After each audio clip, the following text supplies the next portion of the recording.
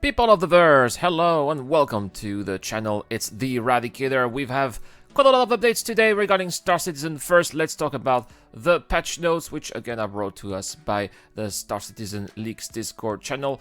The list, as you can see, of known issues is pretty much the same, but there's a couple of them that have been resolved. As you can see here, we can see, for example, that boxes no longer fall through floors at the vicinity of outposts. I think that this is fantastic because nobody likes bugs that are several years old. Claim permission should now progress when arriving at the claim. That's also fantastic because that is an exciting mission, and it's always a disappointment when it's not really working, right? The caterpillar should no longer pitch upwards while taking off from landing pads. Delivery mission from Goofy should now give the correct ship destination.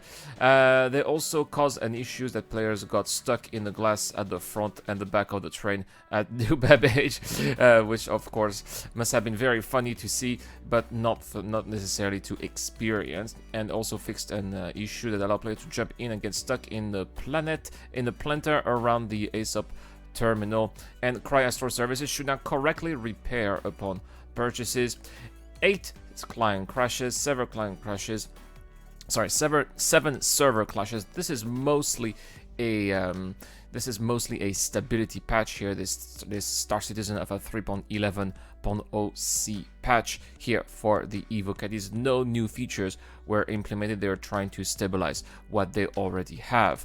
Next, you probably know already by now that Star Citizen chairman Chris Roberts is asking for questions. Let's have a quick look again here as the dev. There we go. Ask the chairman. We don't know exactly if this is going to be a video or maybe an AMA, and Ask Me Anything, but at least it's great that once again Chris decides to be proactive here and wants to take questions for the community. He's also thanking his team here, which is great because it is true that a lot of these devs here that you can see in the list do reply on Spectrum. And shout out again to the devs and to the staff at Cloud Imperium for being more proactive, for maybe answering or giving a response to, let's say, the backlash maybe that took place around maybe the lack of communication, and they are now back, I would say, back on Spectrum, which is great because at least as far as I'm concerned, makes me feel more connected with the team, and that is very important right now, I believe,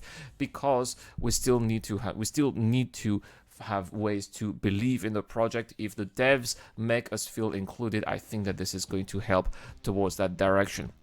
Speaking of Spectrum posts, we're having lots of posts on Spectrum, and this is from Molly here, community manager at CIG, but some devs also reply to him, thinking of Luke Presley, for example. And here we're going to talk about rest stops, Armistice restriction update, and this is extremely exciting because this was one of the main griefs that I had regarding rest stops, and you guys are going to love this.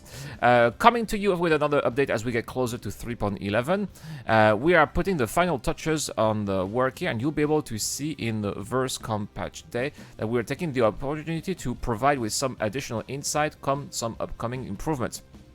In tomorrow's roadmap update, a card will be added detailing the relaxation of Armistice restrictions. Yes! Beginning with Alpha 3.11, we're allowing ship combat in Armistice zones around all rest stops. That is wonderful news. Is this also going to include the rest stops above planets? They say all rest stops, so I suppose so. How about Port Olisar? I'm also wondering, we need to have also combat around Port Olisar too. The caveat is that it's ship combat only. FPS weapon combat is still disabled. Oh no. Inside or outside the station due to limitation, which should be rectified in a later release. At least it's a first step. It's a first step for some exciting bounty hunting, maybe NPC combat as well, battles around stations. That is going to be awesome. Obviously, we couldn't simply allow ship combat without also ensuring all stations were adequately protected and policed. So there have big developments in this area coming in 3.11 also. That's awesome. We wanted to give you a bit of a deeper look into the changes that will be made alongside the Armistice relaxations. So once again, caught up with Luke Presley and the design team, break them down for you. So Number one, look at that, guys. Look at that. They are going to have. This is something that we saw in an Inside Star Citizen episode a couple of weeks ago. Destructible defenses of a few sizes and varieties have been added around the rest stops. These changes from the small S4 turrets, which are now destructible, placed on landing pads through S6. Wow, this range. Sorry, the range is from S4 to S6 sentries, seen in the claim jumper missions, to all new S10 turrets. Oh my gosh. These are going to be quite big.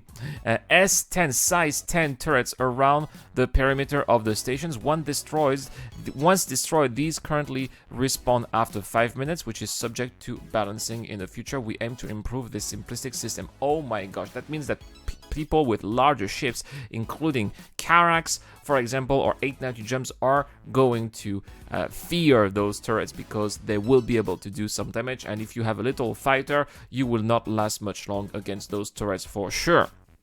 2. We have created a security response system which will, still quite simplistic, adds the crime stat of all players in the area, which we are calling the heat, and spawns security ship of increasing number and strength in response. So the more people with crime stats are in an area, the more security will be coming as a response. That's pretty cool. The system responds quickly to increase in an area heat by spawning in new ships and despawning out any weaker ship they replace. The system responds slower to the killing of its own members should the heat not be raised by this, and slower still to decrease in heat. To keep security patrolling for a time to ensure the threat doesn't return anytime soon. Oh, so they will still patrol after some time. Okay, well, that's going to add extra realism and immersion. That's very cool, very cool. We will develop this system further in the future, and we'll also take into account the type of ship the players are using. Oh, so if they are using Auroras, maybe they'll just bring something weaker, but if they're using, let's say, Hammerheads, maybe they should bring in some Vanguards. We'll see what kind of ship diversity we will see here from security around those rest stops. Now, next, listen to that. A new infraction has been created called the Armistice Violation. This is a felony and is given should player damage any other ships or station defenses within the Armistice zones. It does have a grace period and allowance in which the player is warned that further infraction will result in a felony. So you can be a little bit naughty, but you'll get a warning. For its first implementation, this new infraction will only remain active on the player's criminal record of 1 day. Okay, so after 1 day, are we losing the crime stat? Maybe. Should the player enter the Armistice zones while having a crime stat or gain a crime stat within the zone, they will be shown a warning telling them to leave immediately. Oh, okay, yeah, I've seen that. I actually have seen that as I was watching the footage from the Evo Caddy who decided to, who allowed me to have a look, and we were wondering what was going on. So that's that system. Okay, that's pretty cool. And here Luke Presley goes down to tell us a couple of more details. So you can defend yourself as long as you did not initiate the hostilities, same as usual, and you can attack those with crime stats who enter without incurring the infraction. That means that if you are a bounty hunter and you start attacking people who are red, you will not get a crime stat. That is awesome. This is exactly what PvP and bounty hunter players wanted to have. So I like that very much. Thank you very much, Luke Presley, for giving us those clarification. Now, next, this is the last thing I want to show you here, guys. Look at that. This is from the latest episode of Inside Star Citizen.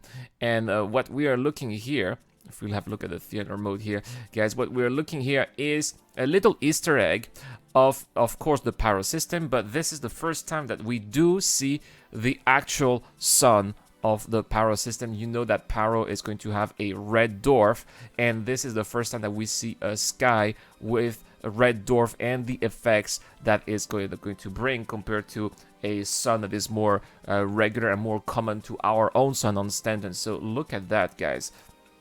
As we have a look through, this is how they give us the changes of the different moons. So here, basically, Jared was saying that this looked like a red Daymar, and they wanted to change that. This is from one of the moons of Pyro 5, which is a gas giant in the Pyro system that we're not going to have on the first release of the Pyro system. It's going to come with release 2 of the Pyro system, probably alongside Rune Station 2, but they're still working with it, and it is awesome. They're not showing exactly, see, we're not looking directly at the sun, but we are still looking at the effects in the sky, and these are the kinds of sky that we should be expecting in the Pyro system. Of course, we can still have blue skies depending on the composition of, oh yes, there it is. You can see, depending on the composition of the atmosphere where you are locating, but as you are getting closer to the sun, you get those red and pinkish hues, and this is going to feel so different compared to what we have in the Stenson system, and I love this. I can't wait to go to the Pyro system. Star Citizen 4.0, in my opinion, no matter what, is going to be amazing, because we're gonna have another star system finally at last after so many years. So please tell me what you guys think in the comments down below. Are you so excited about what you're seeing here? Is it the is it what you were expecting from looking at the red dwarf in Star Citizen? I would also like to know that too. Don't forget that this month, guys, we've got the giveaway. I'm giving away a Talon Strike with lifetime insurance, and also a rock and a cutlass with lifetime insurance too. All you have to do to get a chance of winning is to be a subscriber and to comment to any Star Citizen videos this month. The winner will be announced early October. Good luck to everybody out there. Thank you very much for watching. This is the Eradicator, and I'll see you guys later.